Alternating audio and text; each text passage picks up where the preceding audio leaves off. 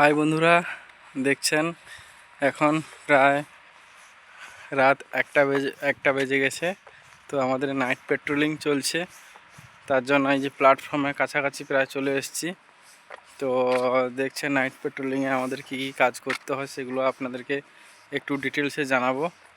যেমন করে দেখুন, নাইট পেট্রোলিংয়ে আমরা রেল পাতগুলো দেখে থাকি, বিশেষ করে যেখানে জোড়গুলো আছে সেই জোড়গুলোকে ভালো করে দেখতে হয়।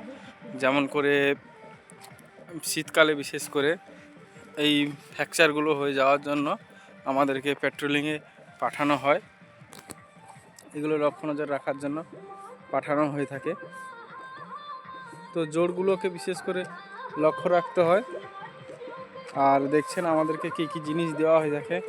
এই দেখছেন রেলের তরফ থেকে জ্যাকেট দিয়েছে, এই যে দেখছেন জিপিএস দিয়েছে, দেখুন জিপিএস দিয়েছে। এখন দেখছেন কতটা পরিমাণ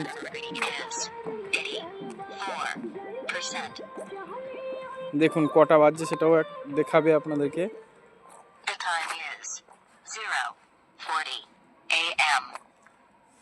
এই টাইমিং দেখিয়ে দিয়েছে। এরপরে আমাদের কাছে আরও অনেক জিনিস আছে, যেমন করে বাঁশি আছে, আমার কাছে একটা বাঁশিও আছে, এই দেখছেন বাঁশিও আছে আমার কাছে।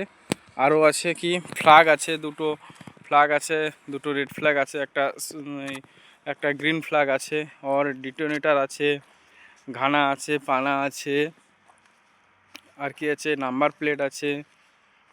আর বন্ধুরা যে জিনিসগুলো আছে পেট্রোলিং বুক আছে, এইগুলো নিয়ে আমাদেরকে চলতে হয়। তো আমাদের যে সেকশান ভাগ করে দিয়েছে সেই সেকশান অনুযায়ী আমাদেরকে চলতে হয়। রাত 10টা থেকে সকাল 6টা পর্যন্ত এইটা হয়ে থাকে। তার মধ্যে রাত 10টা থেকে আমরা এক জায়গা থেকে শুরু করে হাঁটা শুরু করি, রেল পাতে পাতে হাঁটতে হয়। যেমনভাবে ধরুন আপনি 10টা থেকে যাওয়া শুরু করলেন, আর যে জায়গাতে পৌঁছতে হবে সেখানে আপনি 11:30টার সময় পৌঁছে গেলেন। ফের ওখানে আধা ঘন্টা রেস্ট করার পরে আপনাকে পুনরায় আবার 12টার সময় ওখান থেকে ছেড়ে চলে আসতে হবে। তারপরে ধীরে ধীরে আস্তে আস্তে লাইন দেখে দেখে আস্তে আস্তে যে জায়গাতে আসবেন সে জায়গাতে আবার চলে আসতে হবে আপনাকে একটা 30 মিনিটের মধ্যে। ফের পুনরায় আবার দুটোর সময় এখান থেকে শুরু করব। তো 2টোর সময় শুরু করে 3:30টার সময় আবার একটা জায়গায় পৌঁছে যাব। 3:30টার পরে 4টা পর্যন্ত রেস্ট, তারপরে আবার 4টা থেকে বেরিয়ে পড়বো। 6টার সময় আমাদেরকে প্রেজেন্ট হতে হবে এইখানে। 6টা বেজে গেলে আমাদের মোটামুটি ছুটি। তার মধ্যে যদি কোনো সমস্যা হয়ে থাকে সেগুলো সমাধানের জন্য আমরা আছি।